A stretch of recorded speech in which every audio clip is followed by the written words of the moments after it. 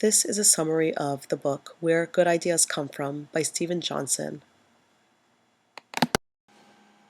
Steve Johnson begins his book by discussing the vast multitudes of life that exist in Darwin's Reef at the Keeling Islands, which leads him towards his theories of evolution and natural selection.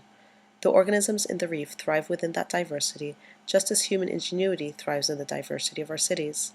Creativity is much more likely to exist in this great array of connections and contact with different ideas. Both in the reef and in large swarming groups of people, innovation flourishes. Johnson has identified 7 patterns that occur in an environment conducive to the great ideas occurring. Think of it as 7 pieces to a puzzle that creates the perfect recipe to unlock innovation and creativity. The first characteristic is the adjacent possible. The beautiful thing about this occurrence is that each new development or idea makes several more possible. Think of it as a house in which opening one door will lead to several more doors. In Darwin's world, each new evolution opens the door for marvelous changes, such as wings or opposable thumbs. Innovative ideas and evolution both depend on ideas that were present before. When a new invention is thought of, it doesn't come out of thin air. It's based on a model or idea that already occurred. For example, a hospital's incubator was based on chicks that were incubated, and that led to making incubators out of materials easily found in the third world, so that this idea has global reach. The second puzzle piece in innovative environments are liquid networks. The network that idea stems from must be densely populated and diverse. It must also be flexible and able to form new patterns. Our brains, in their staggering number of cells, large cities, Darwin's Reef, all have this quality. Each holds the promise of creativity in finding the adjacent possible because the network is so diverse. Large societies that are centered around marketplaces where people meet are more likely to connect and produce diverse and creative ideas. The round table, the water cooler, and the coffee house all share the quality of liquid networks. The next piece of the puzzle is the slow hunch. It's more than human intuition. It relies on the massive amounts of information stored in our brains in order to form a good idea. This requires time to think and focus, and can be kept in the back of one's mind for years. The famous Phoenix memo before 9/11 is a good example of a slow hunch that occurred, but didn't have enough support to be realized. Slow hunches need to collide with other hunches in order to be fully realized. One way to keep track of the hunches is to keep a journal or notebook because they are easily forgotten in the midst of a busy life. Some companies schedule innovation time off in order for the employees to expand on their own hunches. The fourth requirement of an environment with good ideas is serendipity, where ideas connect unexpectedly. It is literally a chemical environment as well as a spark in the brain that gives us these ideas. Sleeping on a hunch or problem may lead to serendipity. The chaotic synapses that fire in REM sleep actually help the brain make more creative connections.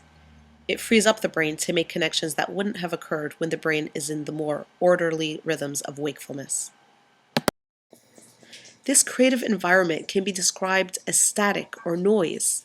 Some regular static is necessary in the brain in order to attain moments of serendipity. The World Wide Web is a similar example of creative chaos. The difference is the limitations that we must place on the information in the way of filters so that we can make sense of it. Many slow hunches produce the next characteristic necessary in our innovative environment, which is error.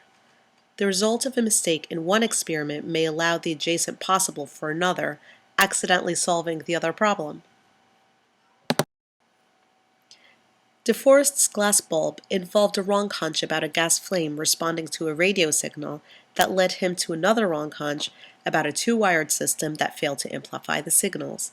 The result was a triode, the basis of the vacuum tube, which revolutionized communication and opened up the adjacent possible for the previously failed analytical engine, the first computer, overcoming a technological hurdle that existed for several decades. Famous errors due to messiness include modern-day photography when silver nitrate plates were placed into a cabinet with spilled mercury and a picture appeared, as well as the accidental discovery of penicillin where mold infiltrated a tube of staphylococcus due to an open window. Exaptation is the sixth characteristic that is discussed, which is the borrowing of one technology from one field and using it in an unrelated field. The Darwinian equivalent is the feather, which was meant for warmth until birds started to attempt flight. The feather's shape evolved to accommodate that change. Another example is the technology from a wine press that was used in a printing press hundreds of years later. In a large city, exaptation is rampant and leads to innovative ideas. When artists, writers, and scientists share the same place, diverse ideas move across the disciplines, and more creative solutions to problems are found much more easily as a result. Wikipedia is a classic example of the potential of this type of collaboration and advanced networking. The final piece of the puzzle that forms an environment that supports innovative ideas is the presence of platforms that build on each other to form the foundation for these good ideas. Much like the trees that the beaver chews down that eventually form a platform for the forest's ecosystem, a platform allows for an idea to form. Satellites are used in navigation as points in the sky, much like stars are, and serve as a platform for all sorts of GPS devices. Even genres are built upon the platforms of social conventions. In terms of the ability to generate good ideas, Steve Johnson classified innovation into these 4 quadrants and studied them. With few exceptions, he found that the most innovative ideas belonged to the 4th quadrant shown in blue. These 4th quadrant ideas included discoveries such as the vacuum pump and the light spectrum.